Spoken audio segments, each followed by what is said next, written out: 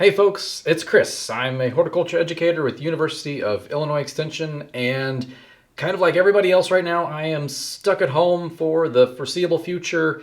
But we've had a lot of questions that still are coming in. I'm working from home regarding gardening, and so right now we're at the tail end of March. We're about to head into April. So the big thing right now is seed starting. One of the biggest things you do have to think about is time, or timing, when you are starting your seeds inside to versus when you can then move them outside into the garden.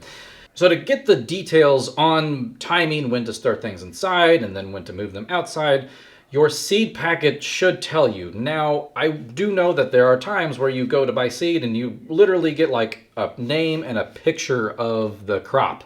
Nothing on the front, back, and that's about all you get. However, a good seed packet, it will usually tell you what's in there, and then it has all of the growing information on it. The next thing you have to think about is what you're actually going to be starting your seeds in, the container. And because I am stuck at home, I can't go out and buy some nice seed starting flats. I am using what I have. You basically need just any kind of container that drains. And because this necessarily doesn't drain, what I'm going to do, take a little drill, and I'm just going to drill just a little hole. You could just take a pencil or something, but I was doing multiples of these in a stack, and so I'm going to use this and drill holes in the bottom. Basically one hole should do it. Because of the material, this paper fiber that this egg carton is made out of, it will probably dry out fairly quickly. It'll probably also fall apart. I'm prepared for that, but just something to keep in mind. The next thing to think about is the medium or the soil mixture that you are going to be growing in. Now, we do not actually grow in soil, so I'll be using the word soil, but we're not actually using soil. This is what we're using is a soil-free mix. And basically what I have right here, it is a mixture of peat, perlite, a little bit of compost, a couple like slow release fertilizers, and it was what I had on hand in the garage at the time. There's all different types of seed starting mixes out there. This is actually more of a potting soil. They do make specific formulations for seed starting. It's pretty much just it's a finer material. You're not going to get things like sticks and stuff like that in a seed starting mix. As you're preparing your mix, I really like to first I pretty much take all of the clumps and I will break those up first. Now you could break them up while you're putting soil into your flats, or in this case egg cartons. But basically you just run the soil through your hands. Now the next thing that we're going to do is we are actually going to water down our potting mix before we start even putting it in the container. So we're going to do this for a couple reasons. One of the primary ones though is that it's just easier to do it before you put it in the container right now versus afterwards. If you do it afterwards, you are never going to get the entire amount of soil. Say if I put dry soil in here and I water the top, I'm never actually going to get that saturated well enough. There might still be some dry pockets in there, and so trying to avoid that. So I've poured water in there and I'm just going to mix it up with my hands, and the consistency of it should really be like, it should sort of hold together a little bit as you squeeze it in your fist, and maybe a drop or two of water might squeeze out between your knuckles there. But it really should have the consistency of like a wrung out sponge. If you're picking this up and it's just streams of water coming out, it's too wet. And so you might need to either add more soil or let it dry out before you start putting seed in there. So I'm just going to keep mixing this in. So next, I'm just going to take my makeshift container. Hopefully, maybe you have something nicer than an egg carton. But you're going to take it and you're just going to start dumping soil in there. It doesn't have to be. And if you get any of these chunks, make sure that you break those up. You don't want those in there. It doesn't have to be pretty at all. You're just trying to get that in there. You kind of run your hand across it, and see these big sticks? Get rid of those as well. Run your hand across it, kind of pack that in a little bit. You don't want it to be so fluffy that you can stick your finger and still touch the bottom. But again, you also don't want it to be so firm and compact that you kind of lose some of that air pore space. Another stick. There you go. Now we are ready for seed. So one of the first things we are going to sow now that we are ready for seed is these red beets. So these beets, they're actually, I do know more of the specifics, they're red ace. So beets, they're a root vegetable. They're more of a cool season crop, but you can grow them pretty much in the summer as well. And the seed is, it's a fairly larger size. It actually looks like the vertebra of like a small mouse or something. And based on the seed size, a lot of times the seed pack will tell you how deep to plant it. I just kind of make a little indentation about twice the size or the depth of this seed, and then I will insert it into this little indentation, and then I will just cover that up with my finger like such. And I'll firm up the soil around it. You might even want to add a little bit more soil on top of it and just firm it up because you want good seed to soil contact. So once we get everything seeded, the next thing you're going to do, no matter what you're using, is you're going to spritz down the surface of your flat. You could use just mist it down with just a water bottle or something. I actually have somewhere a very handy dandy fancy little kind of waterer here, watering can, and it's actually made so that when you water, like fine droplets come out and it doesn't dislodge the soil on there. Because one of the things, if say you would take your flat and you would then take it to the kitchen sink and run it under the kitchen sink, that water hitting there would just splash up and dislodge all of your soil, probably wash some of your seed out into the sink. So a gentle fine mist from a water bottle, if you got a fancy water can like that, works great. As you are seeding, it's very important. So I've just done beets. I'm going to grab some greens here and I'm going to seed those. But the one thing I need to do before I even put a new seed in this flat, I have to label what I've done. So what is a person to do who doesn't have access to plant tag or plant labels? That's easy. If you eat food, you probably have plastic containers, and so you can wash them out like this, and you can actually make your labels using these. They don't have to be fancy, they just have to last long enough for you to get these transplanted out into the garden for a few weeks. So you take this, you write the crop name on it, and then the date would also be very helpful, and you stick it in there, and then you can move on to your next crop. My next crop in this case is mixed greens. This is a lettuce seed. This is a much smaller seed. You actually probably couldn't even see it on the camera, no matter how hard I tried, but these are mixed green seeds, lettuce, leaf lettuce basically. And how these work is you would take, say, a pinchful and you would just sprinkle them on the site that you needed them, because unlike certain seeds, many lettuces need light for them to break dormancy and then to germinate. So, I would probably just sprinkle one of these cells with seeds, maybe sprinkle a little bit more soil on top of that, and then pat that down to get good seed to soil contact, because that's also important for germination. Now, there are also seeds that maybe they're a little bit smaller.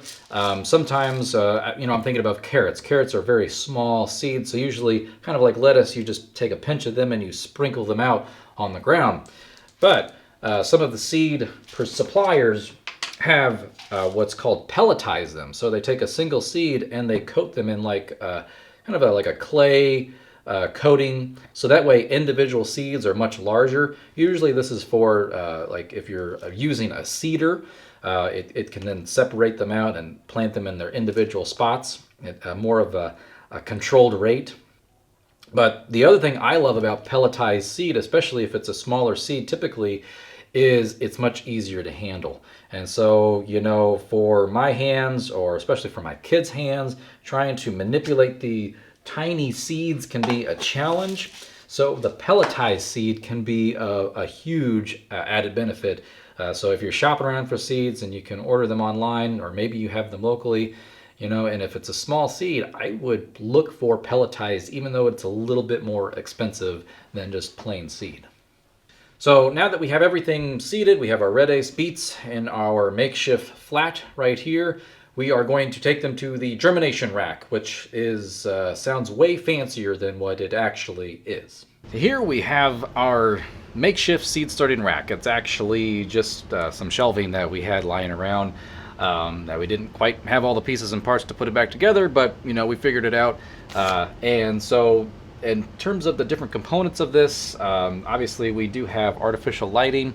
And for this, I actually did have one set of grow lights, but then also got desperate. We just moved into this house, and we did have a couple extra just shop lights lying around. Now, when you are thinking about your supplemental lighting, some people might be putting this out on like a kitchen windowsill.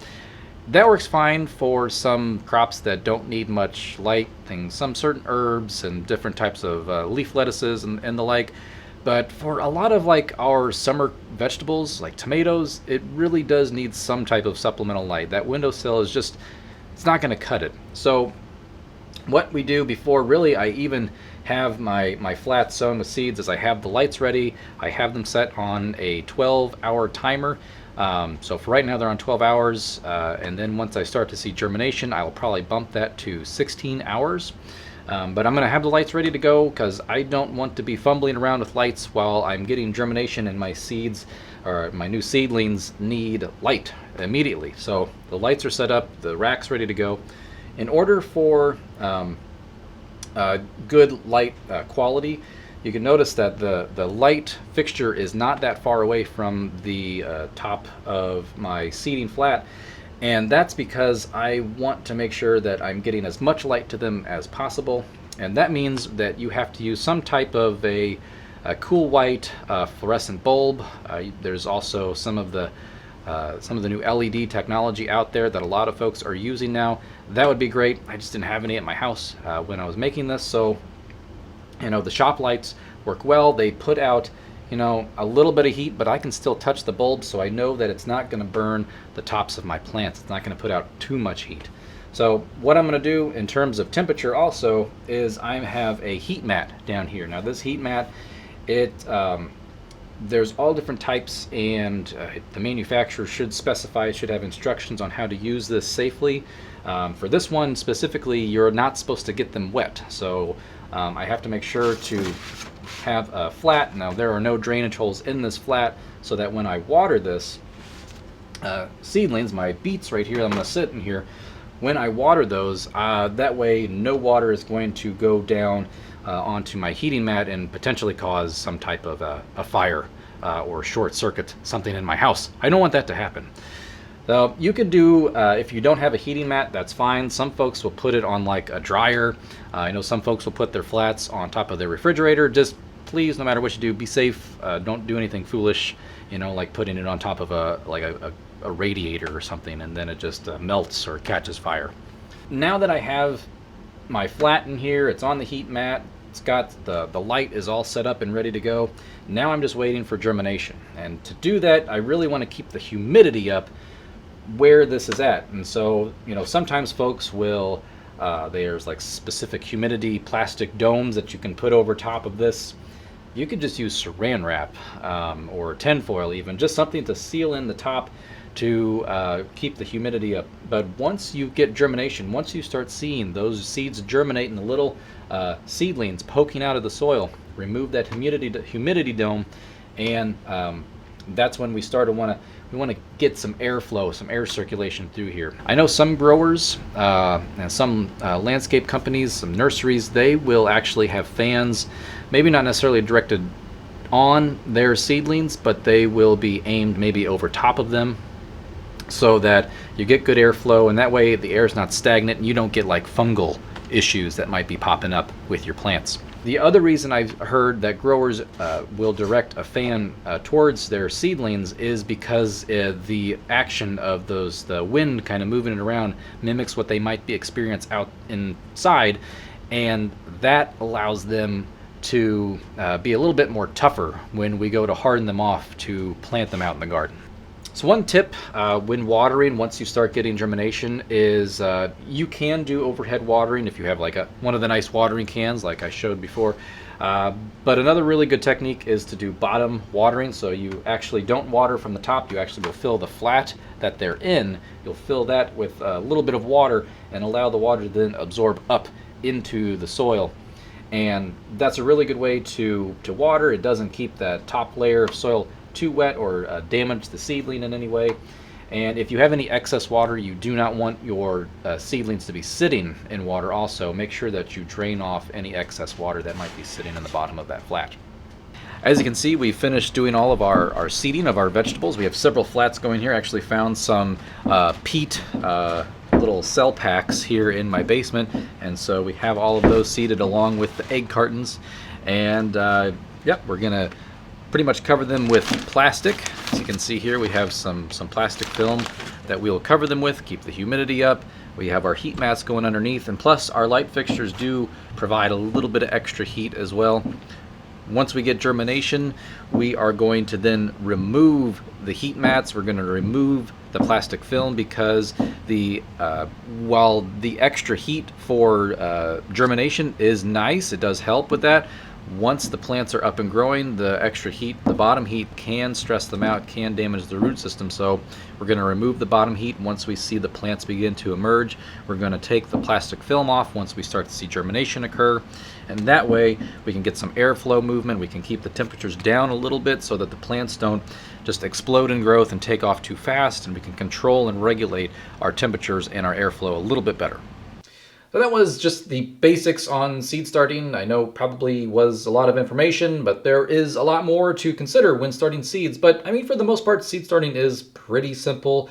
At least it's straightforward, you know, especially when you have instructions along with the seeds that you're buying. And, you know, in terms of investment, it doesn't cost much to buy a packet of seeds, and potting mix is relatively cheap as well. And, you know, as long as you have a container that can hold soil and rainwater, you can start a seed in your home. We are going to link a bunch more information below in the video description, so please feel free to check that out. I will put my contact information down there. Hopefully you found this video informative. Please feel free to like and subscribe and share away. And as always, keep on growing, and thanks for watching.